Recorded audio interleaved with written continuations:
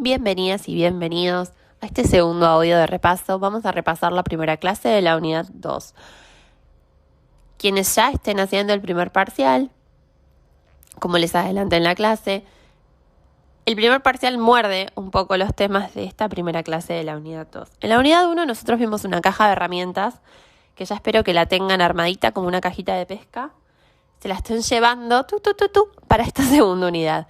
En la primera unidad vimos los conceptos de sociedad, Estado, empezamos a dialogar entre ellos, y en esta segunda unidad, que comienza con esta clase, con estos dos autores, con Jean-Claude Filloux y con Leigh Hunt, incorporamos la segunda parte de esta tríada, que son los derechos humanos, pero era imposible arrancar por acá. Necesitábamos un andamiaje conceptual que nos sirviera como prisma para entender todo lo que íbamos a analizar ahora. El primer texto, el texto de Jean-Claude Filloux, hacia una educación ética, insisto, es un texto que es árido, que es difícil de entrarle, que es un poco difícil seguirlo, pero lo que a mí me interesaba era que vean la diferencia entre ética e moral. No me voy a detener demasiado en esto. Ustedes, quienes estén cursando conmigo, tienen el PowerPoint, donde está la más esbozada, mejor caracterizada esta diferencia, pero podemos decir, siguiendo a Durkheim, que las reglas que rigen las relaciones es la moral. La moral es un conjunto de creencias sobre lo que es justo e injusto. En cambio, la ética es una disciplina dentro de la filosofía que estudia la moral. Cada uno de nosotros tiene un sentido moral y un sentido ético. ¿Por qué? Porque la moral, y voy a citar a Filloux, la moral la forma, conforma en tanto la ética interpela. La moral se construye con códigos. La ética es una exigencia de humanidad centrada en la intersubjetividad.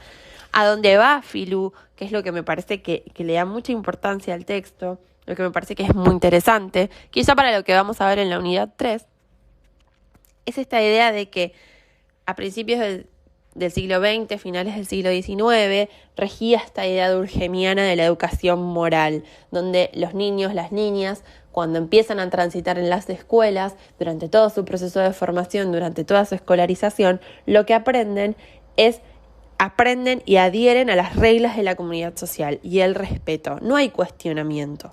El matrimonio es un hombre y una mujer. Un hombre, una mujer y sus hijos son una familia. No hay cuestionamiento a eso. Aprendemos esas reglas. Podría poner 1000 ejemplos más. A dónde va Filloux ya a los finales del siglo XX es hacia una educación ética.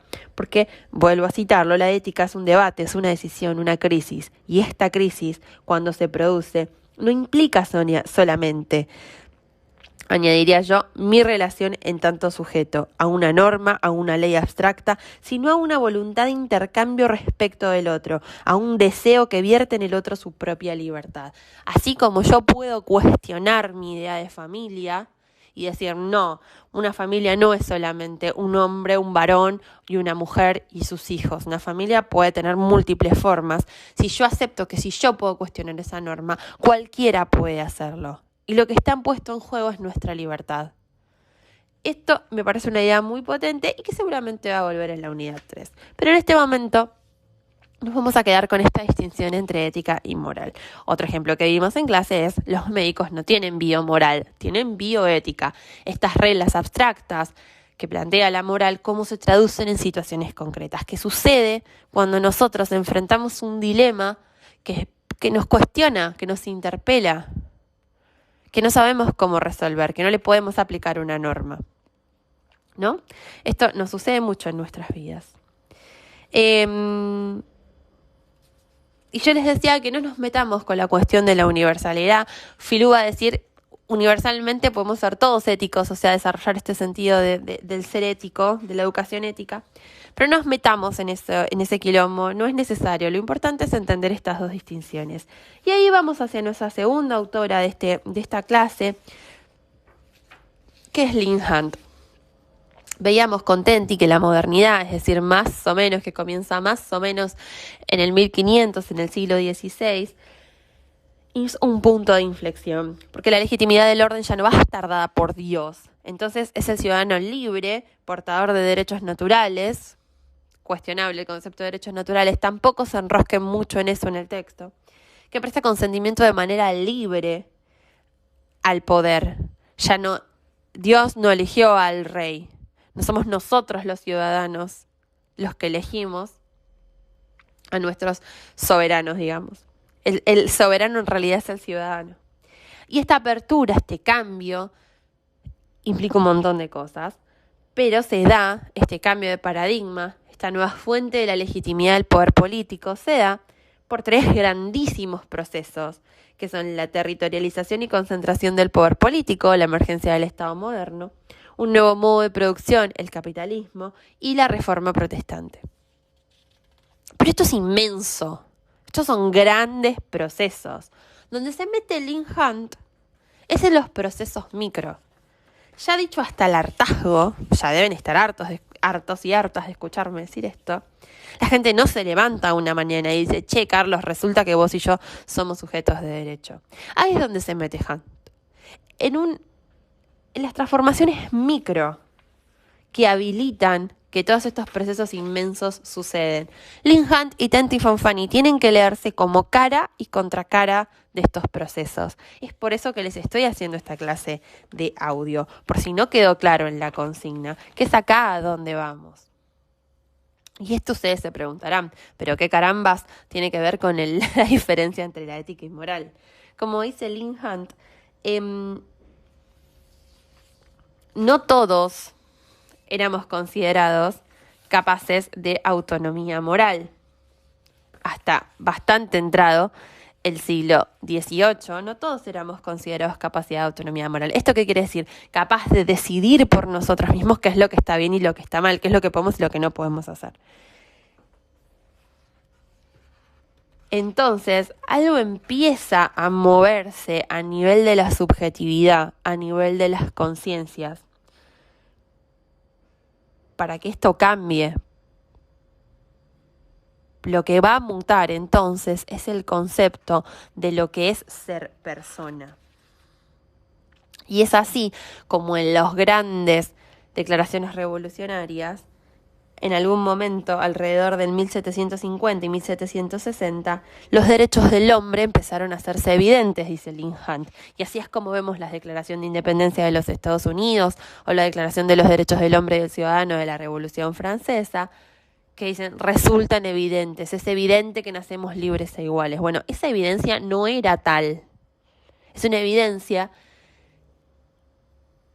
que ha ido construyéndose a través de procesos micro, muy chiquititos, de cambios absolutamente imperceptibles a los ojos.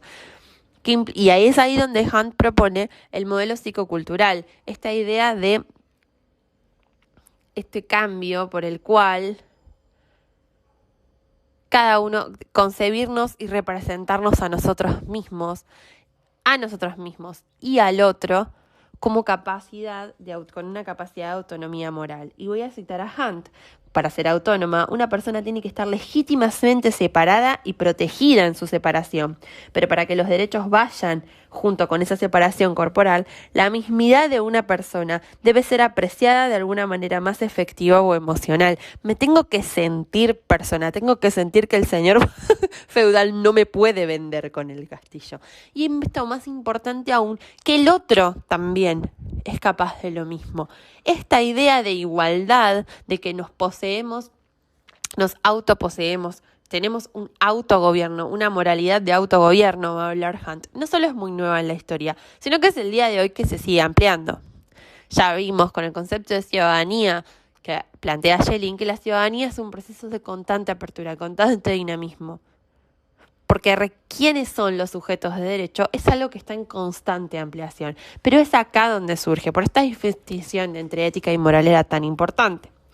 Y Hunt va a decir que son pequeñas cosas las que van a ser importantes en este cambio de subjetividad. Y una de ellas es, por ejemplo, una nueva forma cultural que es la novela. Ponernos en el lugar del otro a partir de leer una novela, entender cómo el personaje de esa novela ve el mundo, qué siente, cómo se siente, cómo describe sus sentimientos, nos permite desarrollar una empatía imaginada, ponernos en el lugar del otro en una palabra. Por eso les digo que son cara y contracara.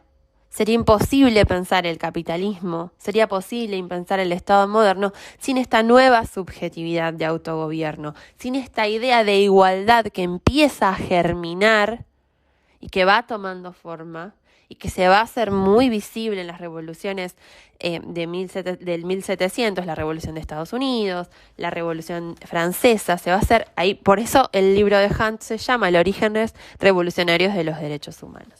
Hasta aquí este resumen muy brevísimo de la primera clase de la unidad 2. Por favor, no dejes de leer a Leigh Hunt. Si no vas a leer a Philou, yo ya siento que esa batalla la perdí. Pero no dejes de leer a Leigh Hunt. Es ahí donde está la clave. Y se leen cara contra cara con Tenti. Así que atentos y atentas quienes en este momento estén haciendo el segundo parcial. Este audio queda liberado para todos en YouTube. Y recuerden que escuchar el repaso trae suerte. Chau, chau.